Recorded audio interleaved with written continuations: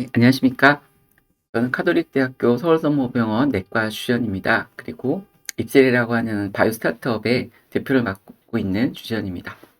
오늘 말씀드릴 내용은 줄기세포 분야에서 유전체 교정에 대한 임상 응용에 대한 부분들, 제가 경험했던 부분들 중심으로 말씀드리도록 하겠습니다. 결국 줄기세포를 이식하려고 하면 면역학적인 거부 반응이 일어날 수 있다는 것들이 알려져 있고, 이것을 어떻게 극복할 것인가에 대한 것은 최근에 이제 연구자들이 많이 고민하고 있는 부분이라고 생각합니다. 그래서 제가 이제 유전체 교정을 통해서 이런 부분을 경험했던 부분을 말씀드리도록 하겠습니다. 정자와 난장을 만나서 이렇게 퍼틸라이제이션이 되고요. 이 배반포 시기에 생겨진 이너셀 매스를 꺼내서 줄기세포 배양을 하게 되면 배아줄기세포가 되는 것이죠. 그래서 배아줄기세포는 프리포턴트, 그러니까 만능 분할을 갖고 있습니다. 이거보다는 하위 세포인 메센키마 스템셀 또는 어덜 스템셀이라고 하죠. 얘네들은 리니지별로 분할만 가능한 멀티포턴 스템셀이 되겠습니다. 최근 들어서는 이 환자라든지 정상적인 세포를 가지고 이것을 야마나카 팩터, 네 가지 팩터를 넣어주고 세포를 리프로그래밍 했을 때 마치 배아줄기세포와 비슷한 형태의 프리포터 스템셀이 되는 것을 인듀스 프리포터 스템셀이라고 하죠. 또는 역분화 줄기세포라고 합니다. 그래서 이렇게 그 줄기세포주들은 여러 클래스가 좀 나눠져 있고요. 토티포트 스템셀은 세포 하나가 개체가 될 수 있는 굉장히 그 전지전능한 세포가 되겠죠. 아직까지는 베일에 쌓여져 있는 세포라고 볼 수 있겠습니다. 현재 접근 가능한 세포주는 이렇게 프리포토 스템셀이라고 하는 iPS셀, ES셀 또는 SCNT 세포가 되겠습니다. 그리고 현재까지 많이 사용되어 왔던 세포주는 중배합 불규세포인 메센키말 스템셀이 되겠습니다. 이것은 전체 우리 몸의 모든 세포로 갈 수는 없고요. 일부 제한된 리니지의 세포로만 갈 수 있다라고 알려져 있습니다. 이런 그 줄기세포를 가지고 환자한테 전달하는 방법들은 몇 가지로 나눠줄 수가 있는데요. 이렇게 우리 몸 안에서 있는 MSC를 또는 체세포를 가지고 오토 트랜스플란테이션을 갈 수가 있겠습니다. 그래서 주로 이런 MSC를 가지고 수술 형태로 프로시저의 형태죠. 어떤 세포 치료제가 아니라 시술 형태로 가는 경우가 있겠고요. 이건 치료제 형태로서 이제 연골세포를 갖다가 익스펜션 시켜가지고선 환자한테 수술적인 방법을 통해 넣어주는 형태도 있을 수 있겠습니다. 하지만 이제 이렇게 개인 자기 걸 자기가 사용하는 거 외에도 현재 알로 트랜스플란테이션들도 많이 시도가 되고 있고요. 대표적으로 파인 MSC를 가지고 환자 수술적인 방법으로 연골에 넣어주는 카티스텐 같은 약제도 있을 수가 있겠고, 비온의 약제지만 연골 세포를 가지고 무릎 관절에 주사 형태로 넣어주는 형태도 있을 수 있겠습니다. 보시면 이런 오토 트랜스플란테이션 형태는 레귤레이션에 이렇게 좀 더 규제 적용을 덜 받겠죠. 자기 걸 자기가 쓰는 거니까요. 그리고 주로 이제 안전하다고 생각을 하는 것 같습니다. 접근성도 좀 좋은 편이고요. 하지만 이렇게 알로 트랜스플란테이션 형태로 가게 되면 바이오 산업에는 더 필요한 부분이 더 유리한 형태가 됩니다. 아시다시피 이렇게 CMC나 QC 등의 대규모 생산에 적합한 프로파일을 갖게 되고요. 효과적인 어떤 코스트 베니핏 레이쇼를 보게 되면 환자들한테 대규모로 제공이 가능하기 때문에 그 제품화 가능성도 높겠죠. 그래서 이런 부분에 있어서 이제 문제는 오토 트랜스플란테이션에서는 면역 거부 반응을 우리가 꼭 그 회피 전략이 필요하지 않은 경우가 많겠죠. 자기 걸 쓰는 거니까요. 그렇지만 이런 남의 것을 내 또는 환자 몸에 넣을 때는 면역 거부 반응이 일어날 것인가에 대한 그 컨셉이 필요하고요. 그런 것이 만약에 생길 것 같다라고 하면 이것을 회피할 수 있는 전략이 필요할 수 있습니다.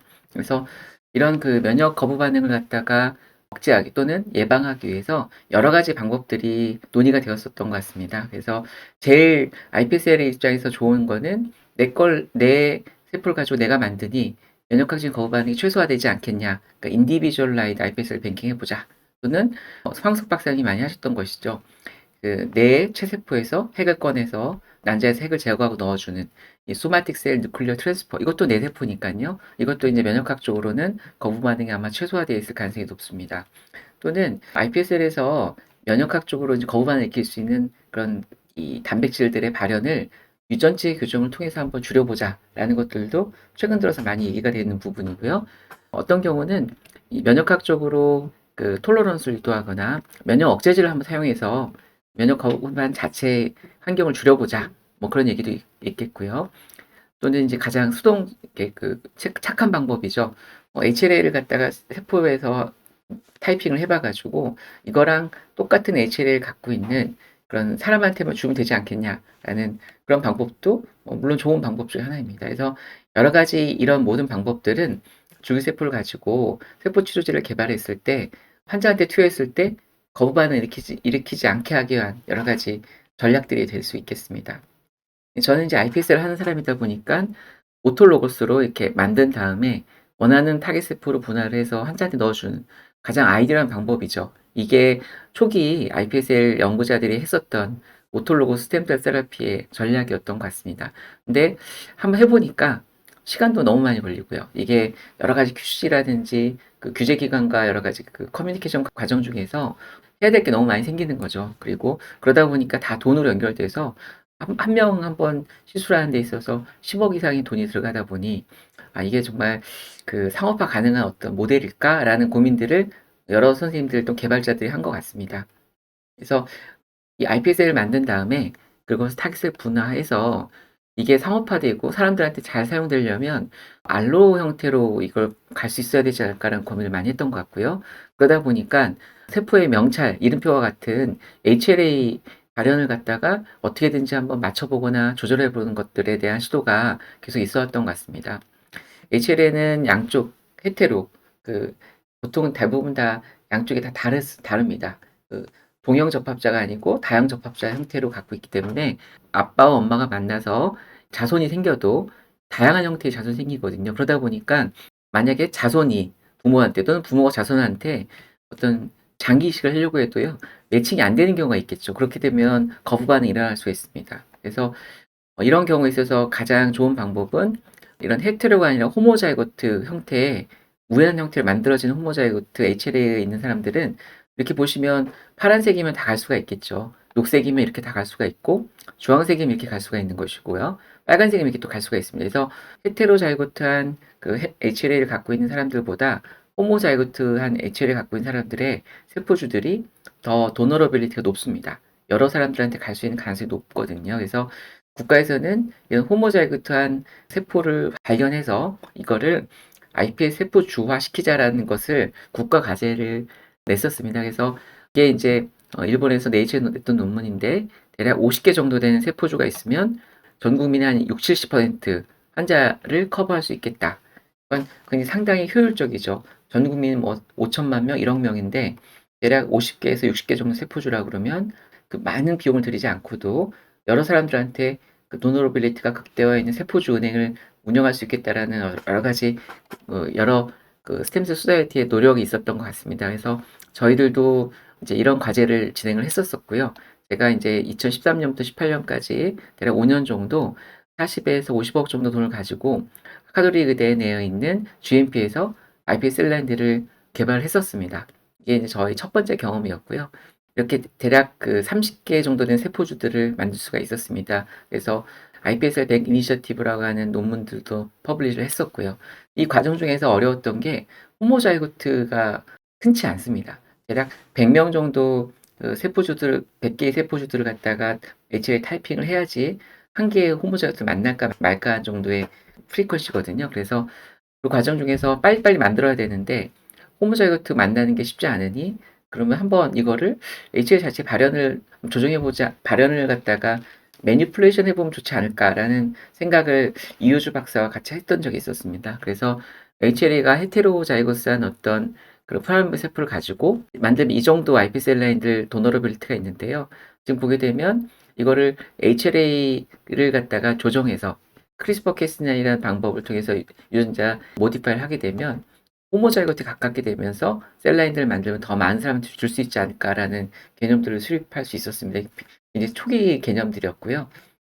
저희가 뭐 유전자 교정에 대한 부분 너무 잘 알고 계시기 때문에 따로 말씀드리진 않겠습니다. 최근 들어서는 3세대인 이제 크리스퍼 캐스나인 방법을 통해서 유전체 교정을 많이 하고 계시죠. 그래서 이런 그 크리스퍼 캐스나인 방법들을 가지고 제가 2014년, 15년에 한번 그 유전자 교정을 해본 적이 있었습니다.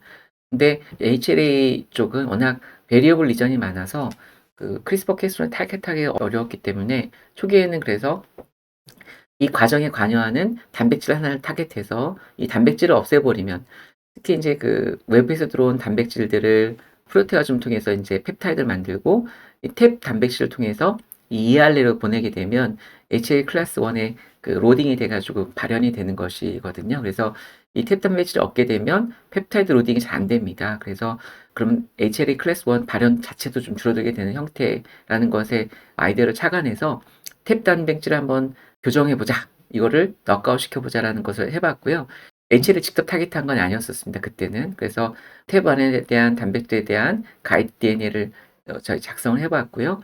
이건 넘어가도록 하겠습니다. 그래서 세 가지 가이드 DNA, 가이드 RNA를 만들어서 저희 해 봤더니 세 번째 그 GR3에서 그 탭에 대한 발현 자체가 감소하는 것을 관찰할 수가 있었습니다. 그래서 저희가 이것을 보고 '아, 이게 가능한 어떤 컨셉이구나. 그 탭1 mRNA 발현 자체를 줄일 수가 있겠구나.'라는 것을 처음으로 인제 이론적으로 증명했었던 연구였고, 발표는 하진 않았었습니다.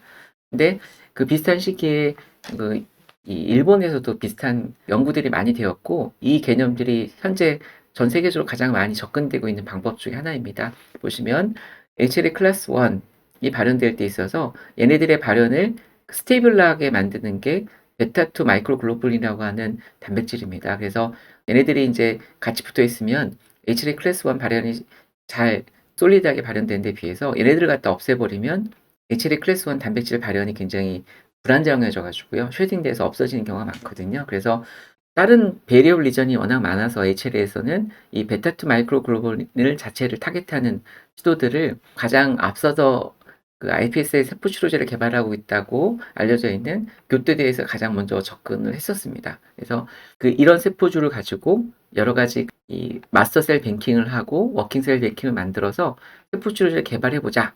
특히 이건 이제 메가캐리오사이트라고 하는 혈소판을 무한 생산하는 어떤 뱅킹 시스템 내에서는 이런 부분에 유전자가 교정되어서 HLA 발현 자체가 좀 감소되어서 면역학적으로 마음껏 쓸 수 있는 세포주를 만들자라는 이런 그 플로우를 만들어 가지고 현재까지 상황들을 유지시키고 있는 것 같습니다. 근데 실질적으로는 이 베타2 마이크로글로불린 자체를 타겟하는 게 것에 대한 찬반이 많이 있는 것 같아요. 왜냐하면 발현이 안 되면 결국에는 H 클래스 1 몰리큘들은 쉐딩되는 경우가 많거든요. 그래서 떨어져 나왔을 때 걔네들 자체가 또 면역 반응을 일으키지 않겠냐라고 생각하시는 면역학자 선생님들 꽤 있으시거든요. 그래서 좀 더 이게 비보 내에서 어떤 현상을 일으킬 것인가에 대한 부분들은 관찰을 해 봐야 될 것 같습니다.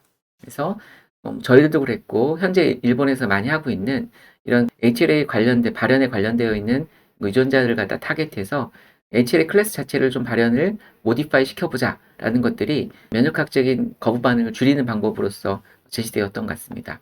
저희가 이제 이런 발현을 다운 레귤레이션 시키는 거 말고요, 아예 HLA 타겟을 한번 해보자라고 연구를 해봤던 적이 있었습니다. 이유는 실제적으로 이런 환자들이 많더라고요. HLA A는 호모자이고트인데 HLA B가 헤테로자이고트인 것이죠. 그래서 B를 한번 없애버리면 A만 남은 것으로 호모자이고트가 되지 않겠느냐. 어떻게 보면 호모자이고트를 위한 호모자이고트일 것 같긴 한데 도너러빌리티가 꽤 높겠죠. 만약에 저희가 갖고 있는 게 A2고 이게 너크아웃돼서 나머지 부분들이 문제가 없다 그러면 A2만으로 이 세포주 하나만으로 커버 가능한 게 한 20-30%는 될 거예요. 우리나라에 굉장히 흔한 그 HL 타입이거든요. 그래서 상당히 도너러빌리티가 올라갈 수 있는 세포주였기 때문에 한번 저희가 해 봤습니다.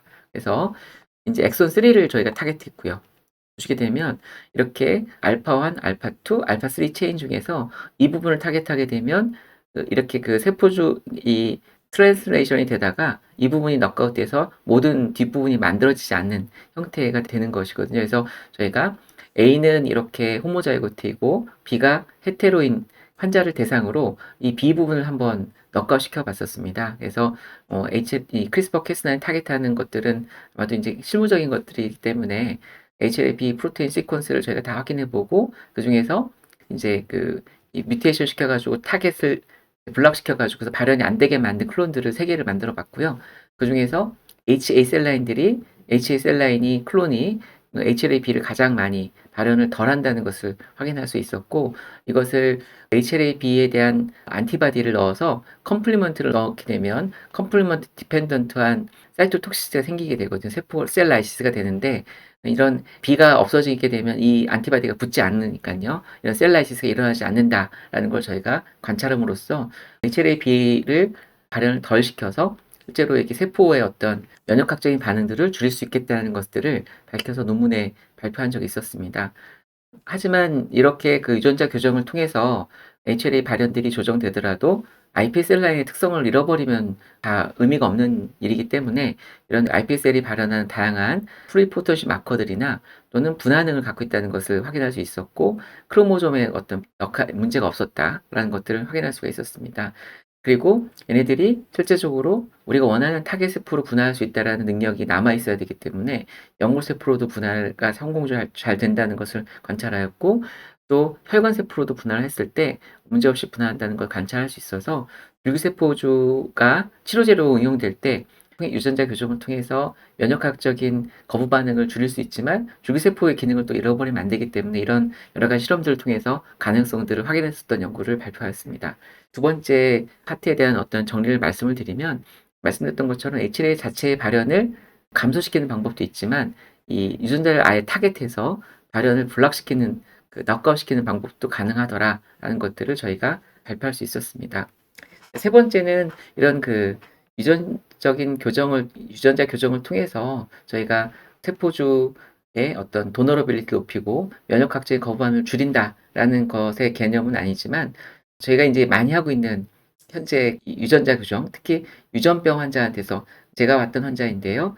이렇게 20세밖에 되지 않았는데 이 20번 넘게 프랙처가 무슨 얘기냐면 몸 안에 이제 이런 게 있습니다. 그래서 오스티온 임퍼펙타라고 해서 콜라겐 진 뮤테이션으로 인해서 콜라겐들이 우리 몸의 구성 성분 중에서도 강도를 조절하는 어떤 단백질이 되지 않습니까? 걔네들이 변성이 일어나면서 뼈가 부러지거나 휘어지고 또는 다양한 어떤 구조적인 이상을 일으키는 유전병이 있습니다. 그래서 이 환자도 보게 되면 젊은 나이의 남자임에도 불구하고 뼈가 이렇게 골다공증 또는 프랙처, 골절이 이미 많이 일어나고 있고 수술받은 상태들입니다. 그래서 조금만 살짝만 부딪혀도 마치 유리처럼 깨진다라고 해서 프레질리티 본 프랙처라고 얘기를 하기도 합니다. 그래서 이런 부분 환자한테서 시퀀스 해보니 이제 콜라겐 타입 1 콜라겐 뮤테이션이 있는 것을 확인할 수가 있었고요. 딜리션 뮤테이션이었고요. 이것을 저희가 크리스퍼 캐스나를 통해서 교정하고요. 그리고 시험관에서 확인했던 연구 결과입니다. 보시면 이 환자한테서 피를 뽑아서 iPS 셀을 잘 만들어서 iPS 셀의 특성을 갖고 있다라는 걸 확인할 수 있었고요. 이것을 시험관 내에서 뼈로 분할시켰더니 뼈 분할에 관련된 단백질 발현이 안 된다는 걸 확인할 수가 있었고, 콜라겐 단백질이 생기면서 거기에 미네랄라이제이션이 돼야 되는데 미네랄라이제이션이 안 되는 것을 볼 수가 있었죠. 그래서 이런 여러 가지 방법을 통해서 그걸 확인하였고, 이것을 유전자 교정을 통해서 아까 뮤테이션된 부분들을 커렉션을 성공적으로 할 수가 있었습니다. 그래서 이 과정들이야 많이 해보실 수 있는 그런 방법들일 것 같고, 유전자 교정된 클론들을 저희가 확인한 다음에 이것을 다시 한번 뼈 분할 시켜보게 되면 보신 것처럼 오스티오제닉 임퍼펙트 환자의 iPS를 갖다가 분할시키면 골분화가 안 되는 것에 비해서 진 에디팅된 iPS를 갖다가 골분화시키면 뼈가 많이 분화되죠. 거의 헬시 컨트롤과 같은 형태까지 분화가 되는 걸 확인할 수 있습니다. 저희가 이제 뮤테이션을 3D 리컨스트럭 시켜가지고요. 단백질 모양을 갖다가 재구성한 컴퓨터 프로그램 통해서 보았을 때 그 뮤테이션들은 글라이신이 뮤테이션이 되면서 콜라겐이 원래는 트리플 헬릭스 구조이거든요. 근데 걔네들이 트리플 헬릭스 구조가 깨진 형태로 풀릴 수밖에 없는 시뮬레이션이 나오더라고요. 그래서 제가 이런 시뮬레이션 가지고선 전자유명을 봤더니 해시 컨트롤은 트리플 헬릭스 구조가 잘 유지가 되는 것에 비해서 OI 환자들은 이게 풀려나가는 걸 관찰할 수가 있습니다. 그래서 말씀드렸던 것처럼 유전자 교정을 통해서 여러 골분화에 대한 마커들이 다시 회복이 되는 것을 확인할 수 있었으면서 전자유명을 통해서도 트리플 헬릭스 구조가 어느 정도 개선이 되는 것을 관찰할 수가 있었습니다.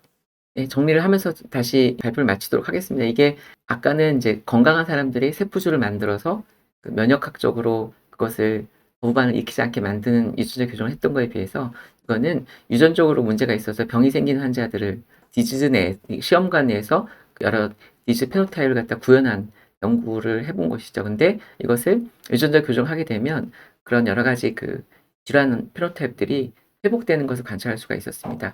정리를 해서 말씀드리면 정상적인 유전자 교정도 가능하고 줄기세포에서 디지즈 그러니까 질환 줄기세포이죠. 거기서 유전자 교정을 통해서 그 디지즈 페노타입을 레스큐할 수 있다는 것을 저희가 한번 밝혀본 적이 있었습니다. 서머리 말씀드리면 이제는 iPScel들이 크리스퍼-캐스나인과 같은 진 에디팅 메소드에서 많이 타겟되는 그런 상황인 것 같습니다. 그리고 제가 말씀드렸던 것처럼 HLA가 굉장히 그 핵심적으로 면역학적인 거부반응을 일으키는 데 있어서 역할을 한 단백질인데 이것을 유전자 교정 방법을 통해서 더 많은 사람들한테 세포를 갖다가 전달할 수 있는 면역학적인 거부반응이 최소화된 세포수를 만들려는 시도들을 하고 있고요. 디지즈에 관련된 진 뮤테이션을 교정해서 헬시한 그 건강한 어떤 세포주 형태, 세포의 형태를 갖출 수 있다는 것들도 이런 유전자 교정이 응용되는 분야라는 것들을 말씀드릴 수 있겠습니다. 그래서 정리해서 말씀을 드리면요. 우리가 이제 줄기세포 치료제를 개발하고 이거를 어떻게든지 환자들한테 전달하고 싶은 상황인데 이것을 면역학적인 어떤 거부 반응을 회피하는 방법이 세 에스펙트가 있는 것 같습니다. 첫 번째는 우리가 도너 에스펙트에서는 HL을 매칭시키거나 HL이 맞춰지지 않는 경우에는 아까 말씀드렸던 것처럼 HL 발현 자체를 줄이거나 또는 유전자를 교정하는 방법도 생각해 볼 수 있겠습니다. 받는 입장에서는 받을 때 면역학적인 반응이 많이 생기지 않는 이뮨 프리빌리지 사이트로 받거나 이뮨 프리빌리지 사이트가 아닌 경우에는 우리가 관용 유도를 하거나 또는 그 면역 억제제를 갖다가 동시에 투여하는 방법이 있을 수 있겠습니다. 이도 저도 아닐 때는 세포를 주기 때문에 일어나기 때문에 그러면 세포 유래 물질로 한번 해보면 어떻겠느냐라는 시도들도 여러 연구자들께서 제안하는 방법이죠. 그래서 CDV나 엑소좀, 스크리톤 같은 방법을 통해서 세포막에서 발현하는 어떤 면역 유도 물질들의 발현들이 없는 물질로서 한번 생리학적인 효과를 가져오자라는 것들을 많이 시도를 해보고 있는 것 같습니다. 그래서 어떻게 보면 줄기세포 치료제 개발자들이 면역 거부 반응을 극복하기 위해서 다양한 방법들의 전략들을 세우고 있고 이것을 응용하려고 노력한다는 것이 현재의 어떤 치료제 전략 개발이라고 생각하시면 되겠습니다. 그래서 정리해서 말씀드리면 저희 연구소 학생들이 있는데요. 첫 번째는 태반이라는 단백질을 한번 저희가 시도를 해봤었고요. 그 HLA-B 자체를 한번 저희가 커렉션해서 넉아웃을 시켜봤던 적이 있었고, 이제 최근에서는 디지즈 뮤테이션을 유발시키는 그 디지즈 유전자에 대한 어떤 커렉션을 해봐서 디지즈 페노타입을 시뮬레이션 해봤던 적이 있었습니다. 네. 짧은 시간 저희가 유전체 교정에 대한 부분들을 줄기세포에서의 유전체 교정을 말씀드렸는데요. 앞으로 줄기세포 영역에 있어서 이런 유전체 교정이 점점 더 많이 사용되고 여러 가지 목적에 따라서 사용될 수 있는 하나의 전략으로 사용될 가능성이 많은 것 같습니다. 네, 경청해 주셔서 감사합니다.